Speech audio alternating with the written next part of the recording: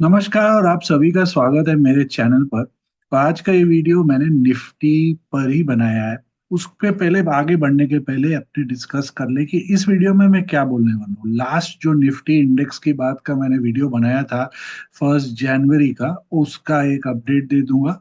फिर जो इस वीक की जो ऑब्जर्वेशंस है मेरे आज के एंड मार्केट क्लोजिंग के बेसिस पर जो ऑब्जर्वेशंस आई है, खास करके दो काफी इंटरेस्टिंग ऑब्जर्वेशंस हैं सामने में, और कुछ ऐसे सेटअप्स बन रहे हैं मार्केट में, वो डिस्कस करूंगा। और एंड में जो नेक्स्ट इचिमोकू का इम्पोर्टेंट डेट आ रहा है, वो हमें क्या बता रहा है इस समय मार्केट को लेके। तो सबसे पहले हम अपडेट की बात करते हैं। तो अपडेट में लास्ट वीक मैंने बताया था कि 23,900 के ऊपर अगर सस्टेन करता है तो ये 24,050, 24,250, 300 तक जा सकता है। उसके ऊपर तो शायद 24,700 या 25,200 भी पार कर दे, इतना उस लेग में सपोर्ट है। बट निफ्टी ने क्या किया, 24,225 से गिव अप किया, और गिव अप भी काफी स्ट्रॉन्ग तरीके से वहां से हमने देखा। आज एक डंप डाउन और वहां से इक्वली शार्प अप मूव आया मार्केट में।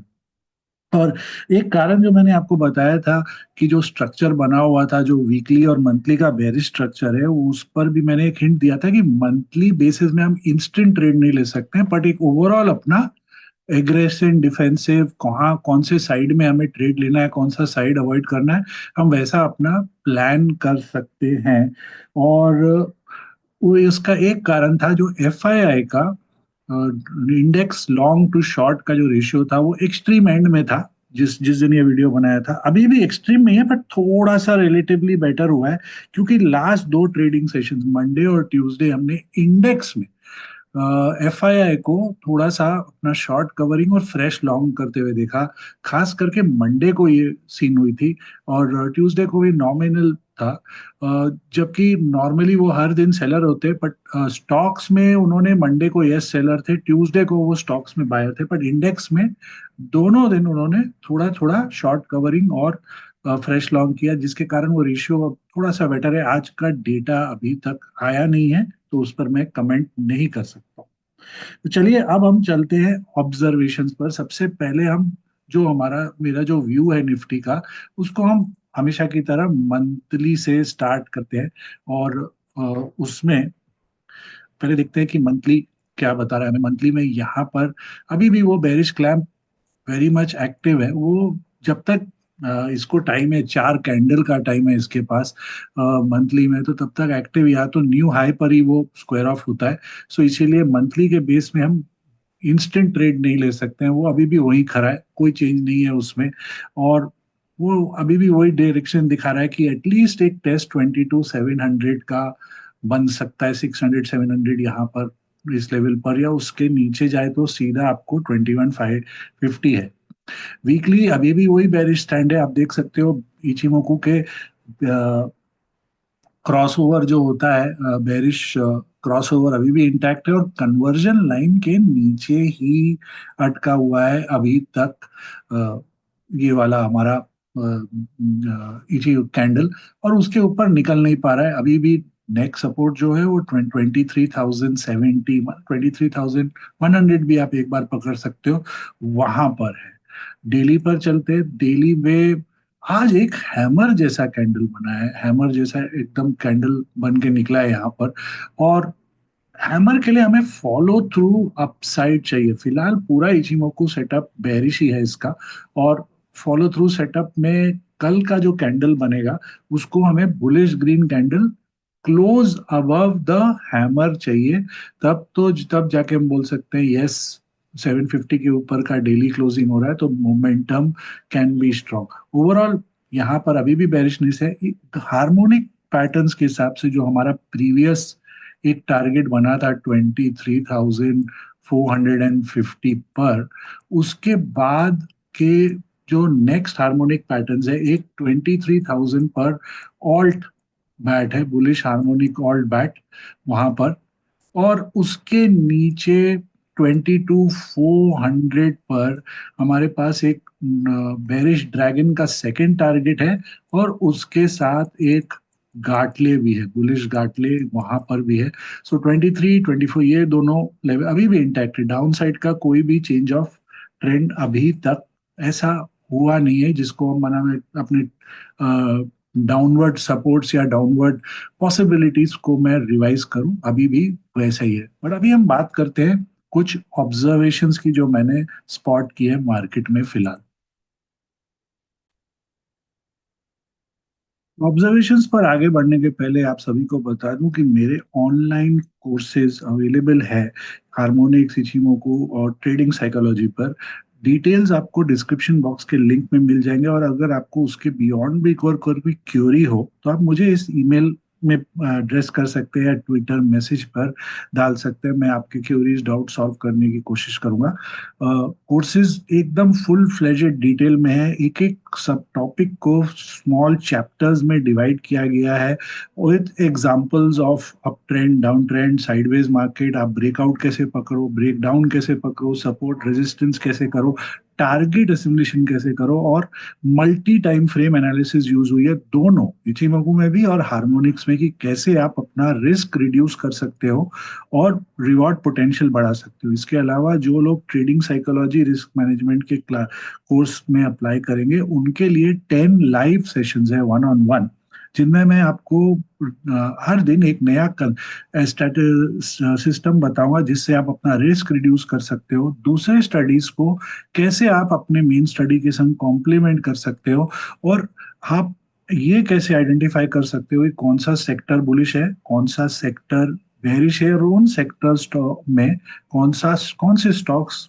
आउट परफॉर्म कर सकते हैं मार्केट को। तो आपके ईमेल्स के और आपकी कंफर्मेशंस का मैं वेट कर रहा हूँ ईगरली। तो अभी अब ऑब्जर्वेशंस की बात करते हैं जो कुछ ऐसे दिखे मुझे। सो वो है कि जब भी मार्केट में कोई इतना भयानक कैंडल बनता है, बड़ा वाला कैंडल, तो मार्केट का उसके बाद का इमीडिएट रिएक्शन क्या होता है। तो ये देखिए यहाँ पर जब से ये डाउन ट्रेंड चालू हुआ है 27 सितंबर से, ये देखिए ये एक बड़ा कैंडल है, उसके बाद एक शैलो पुल बैक है, शैलो पुल बैक है। यहाँ पर एक और बड़ा कैंडल, यस इधर में एक हमने शार्प थोड़ा बाउंस देखा है, बट अगेन गिव अप किया हुआ बाउंस है। मोस्ट इंपॉर्टेंट ये वाला है, देखिए ये वाला 20, ये आपका दिसंबर का जो कैंडल है।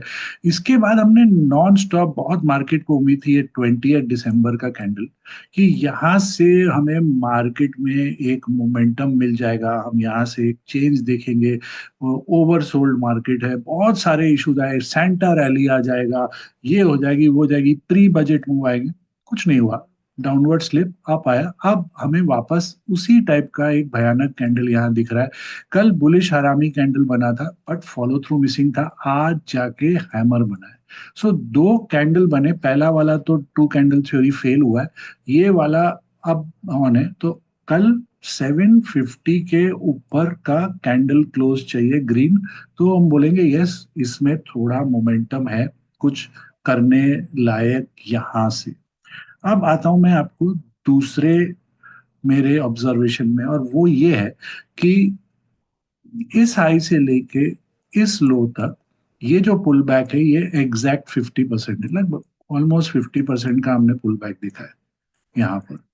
ये अब और इस हाई से यहाँ तक वापस 50% का पुल बैक आया है, 50%, ओनली 50%।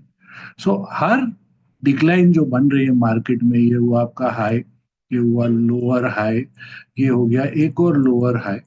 सो उस हिसाब से अगर 50% है, और अभी भी अगर हमारा मार्केट, अगर हम समझते हैं कि डाउन ट्रेंड में ये मार्केट चल रही है, तो ये जो पुल बैक है वो इस समय 20, ये जो है इस लाइन को अगर हम क्लियरली आवरली में देखेंगे तो थोड़ा सा आपको बेटर क्लियर दिखेगा।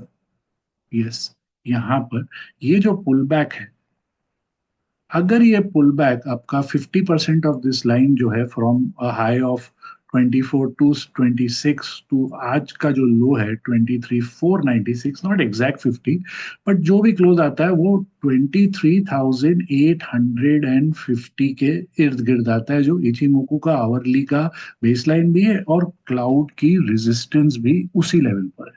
सो अगर ये डाउन ट्रेंड कंटिन्यू हो रहा है हमारे मार्केट में, तो ये लेवल बहुत इंपॉर्टेंट है।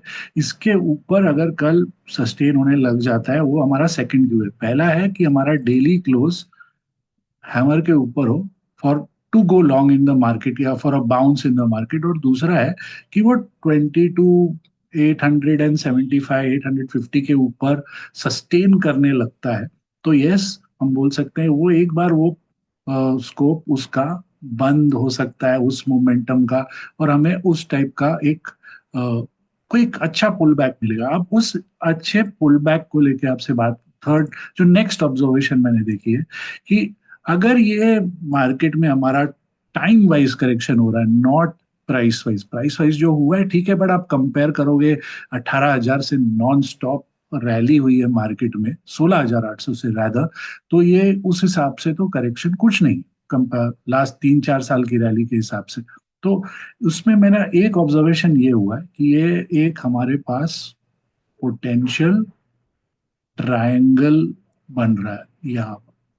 देखिए, एक ट्रायंगल है, और अब इस ट्रायंगल में अगर हम बात करें, तो अगर इसका दोनों दोनों साइड से हमारा तात्पर्य हो सकता है कि ये एक बुलिश ट्रायंगल बन सकता है कि अगर यहाँ से एक बाउंस आती है यहाँ तक 24,200, या समझिए स्ट्रेच करता है टू 24,500, इसके नीचे 24,800 के नीचे, और फिर यहाँ से हमें एक और डिप देता है जो इस लाइन को ब्रीच नहीं करता है, इस लाइन को ब्रीच नहीं करता है, तो हम उसे एक बुलिश कंसेप्ट बोल सकते हैं कि ये प्रीवियस ट्रेंड था।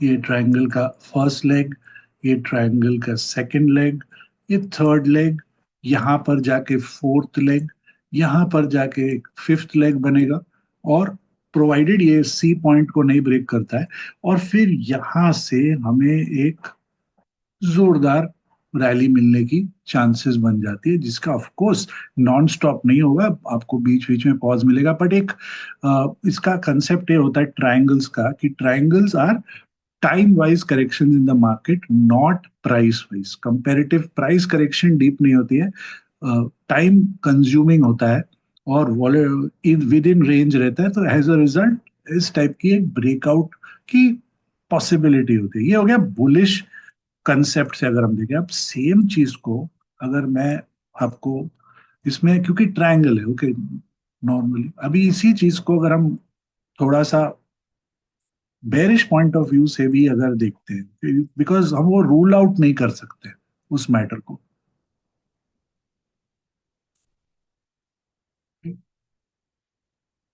एक सेकंड, ये वाला गलत बन गया,